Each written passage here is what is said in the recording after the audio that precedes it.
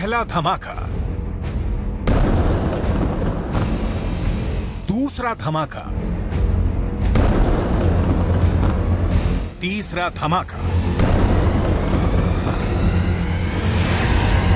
एक ही surgical strike में Hezbollah ने फोड़ डाली इजरायल की 3 आंख।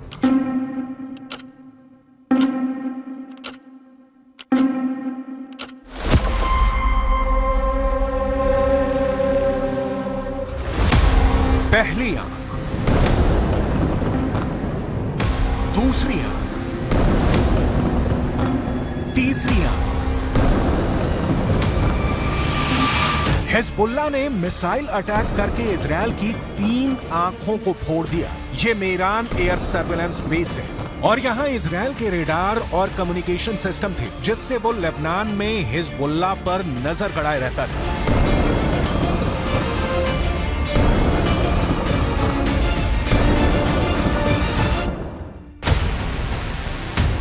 अब सैटेलाइट तस्वीर की मदद से इस लोकेशन को समझिए। लेबनान बॉर्डर पर ये है इजरायल की 3 आंख यानी 3 ग्लोब रेडार और साथ में है इजरायल के कम्युनिकेशन टावर। ये मेरान एयर सर्विलेंस बेस है, जिसे तैयार करने में इजरायल ने अरबों रुपए खर्च किए थे।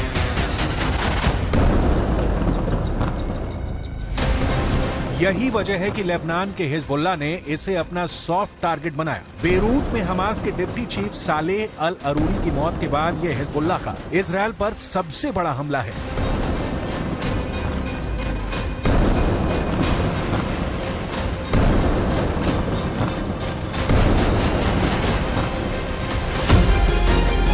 यह इजरायल के बहुत ही सीक्रेट बेस पर बहुत बड़ा हमला है। एक तरह से हिजबुल्लाह ने इजरायल के सीक्रेट बेस को मिट्टी में मिला दिया है। अब तक डरा हुआ लग रहा था हसन नसरल्लाह, लेकिन अब लग रहा है कि शुरू हो चुका है अरूरी का बदला। इजरायल पर टूट रहा है हिजबुल्लाह। हसन नसरल्लाह को पहले बैकफुट पर देखा गया। अरूरी की मौत के बाद हसन नसरल्लाह की जुबान में वो तीखापन नहीं था जिसकी इजरायल को उम्मीद थी, लेकिन अब हिजबुल्लाह ने अपना सबसे खतरनाक अटैक करके इजरायल को सोचने पर मजबूर कर दिया है कि वो हिजबुल्लाह से कैसे निपटेगा।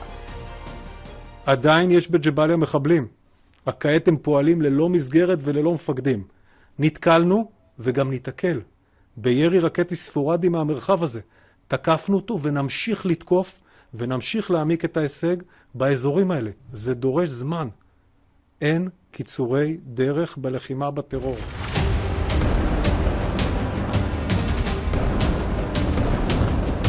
इस वक्त लेबनान और इजरायल के मौत वाले बॉर्डर पर हिजबुल्लाह का पूरा कंट्रोल है। हिजबुल्लाह अब ऐसी मिसाइल फायर कर रहा है जिसके आगे इजरायल के टैंक अपनी तोप रगड़ते हुए नजर आ रहे हैं। हिजबुल्लाह ने निकाली हैं 3 बहुत ही खतरनाक एंटी टैंक मिसाइल और मल्टी बैरल रॉकेट लॉन्चर। ये मिसाइल ईरान से सप्लाई की जाती रही हैं और ऐसी मिसाइलों का हिजबुल्लाह के पास बहुत बड़ा जखीरा है। हिजबुल्लाह 3 तरह की एंटी टैंक गाइडेड मिसाइल इस्तेमाल कर रहा है। ये है कॉर्न, इसकी रेंज 5 किलोमीटर तक है। ये रूस की मिसाइल है, लेकिन अब ईरान इसका देसी वर्जन देहलाविया तैयार कर चुका है और ऐसी बहुत सी मिसाइल अब हिजबुल्लाह के पास है। दूसरी है BGM-71 TOW टो anti tank guided missile. Range है 3.5 किलोमीटर।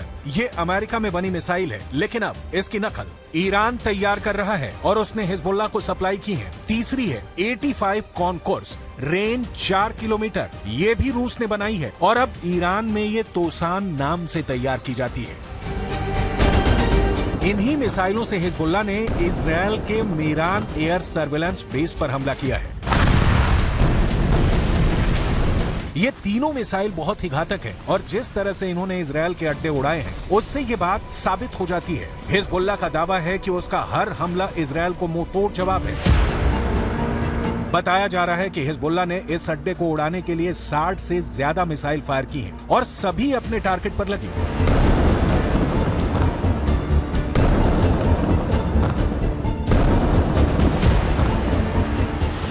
ये मेरान एयर सर्विलेंस बेस के अंदर की तस्वीरें हैं, जिन्हें बहुत ही सीक्रेट माना जाता है।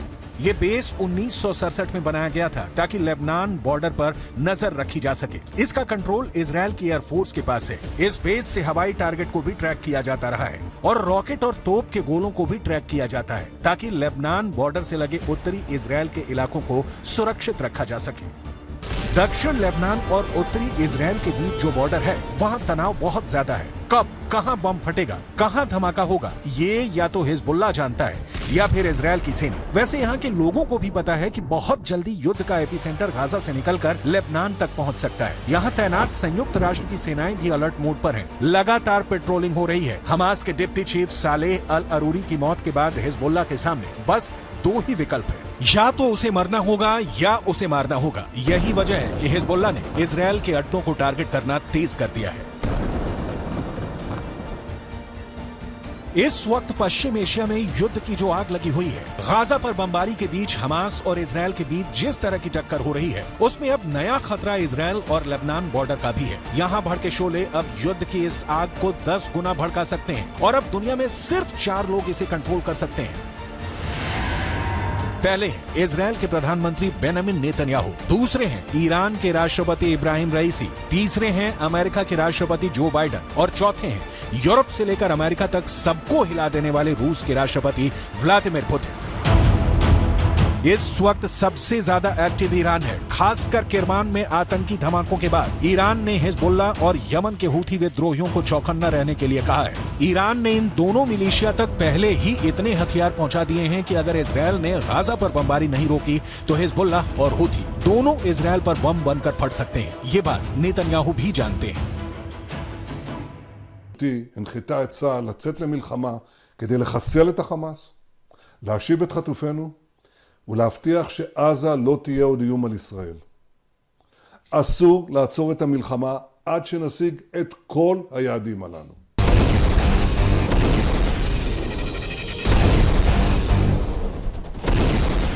जब से सालेह अल अरूरी को इजराइल ने ड्रोन स्ट्राइक में मारा है, तनाव बहुत ज्यादा फैल गया है। ये ड्रोन स्ट्राइक बेरूत के दहिया इलाके में हुई, जिसे हिजबुल्लाह का गढ़ माना जाता है। दहिया में जब सालेह अल अरूरी को जब हमास के ऑफिस के करीब देखा गया, तब इजराइल का ड्रोन मौत बनकर टूट पड़ा। इस हमले में सालेह अल अरूरी के अलावा 5 और लोग मारे गए जो हमास के ही अधिकारी थे। सवाल है कि क्या अरूरी की मौत का बदला अब सीधा युद्ध होगा, जिसमें बड़ी लड़ाई इजराइल और हिजबुल्लाह के बीच होगी। ऐसा युद्ध जिसमें इजराइल की तरफ होगा अमेरिका, जबकि हिजबुल्लाह की मदद करेगा ईरान। हालांकि बेंजामिन नेतन्याहू इससे पहले ही बेरूत को गाजा बनाने की धमकी दे चुके हैं। תקפנו מטרות רבות של חיזבאללה, חיסלנו מחבלים רבים, ואני שב ואומר, אם חיזבאללה יבחר להיכנס למלחמה, אם חיזבאללה יבחר להיכנס למלחמה, הוא יעשה את טעות חייו. देखा जाए तो हिजबुल्लाह वो संगठन है जिसे ईरान से पूरी मदद मिलती है और ईरान हिजबुल्लाह को इजराइल के खिलाफ एक बड़े हथियार के तौर पर इस्तेमाल भी करता आया है। लेकिन इजराइल ने अगर हिजबुल्लाह का हाल हमास जैसा करने का फैसला किया तो लेबनान में वर्ष 2006 वाले युद्ध की तबाही दोहराई जा सकती है। 2006 में हिजबुल्लाह और इजराइल के बीच 34 दिन तक युद्ध चला था। तब इजराइल के 121 सैनिकों को मिलाकर 160 लोग मारे गए थे, जबकि हिजबुल्लाह के 250 लड़ाकों समेत लेबनान के 1200 लोगों की मौत हुई थी। हम अपनी वीडियो लाइब्रेरी से 17 वर्ष पहले लड़े गए इस युद्ध की तस्वीरें निकाल कर लाए हैं ताकि इस बात का अंदाजा लगाया जा सके। लेबनान का वही हाल कर सकता है जो इस बार गाजा का कर रहा है। इसलिए हिजबुल्लाह को नेतन्याहू की धमकी को बहुत गंभीरता से लेना होगा, क्योंकि इजराइल अब बेरूत को दूसरा गाजा बना देगा। ये वो साफ साफ कह रहा है। इजराइल जानता है कि अरूरी की मौत ने उसका एक दुश्मन खत्म किया है, लेकिन कई और दुश्मन उसके खिलाफ तैयार हो चुके हैं। हमास के चीफ इस्माइल हानिया ने भी कह दिया है कि इजराइल को अरूरी के मर्डर की कीमत चुकानी होगी। अरूरी की मौत से इजराइल के 3 बड़े दुश्मनों को बहुत जोरदार झटका लगा है। पहला झटका हमास को लगा है, क्योंकि सालेह अल अरूरी इस्माइल हानिया के बाद हमास में दूसरा सबसे बड़ा नाम था। दूसरा झटका ईरान को लगा है, क्योंकि सालेह अल अरूरी ने ही सीरिया में युद्ध को लेकर हिजबुल्लाह और ईरान के साथ आए मतभेद को दूर किया था। तीसरा बहुत बड़ा झटका हिजबुल्लाह को लगा है, क्योंकि इजराइल ने बता दिया है कि अब वो लेबनान की राजधानी बेरूत और हसन नसरुल्लाह के गढ़ को टारगेट करने से पीछे नहीं हटेगा।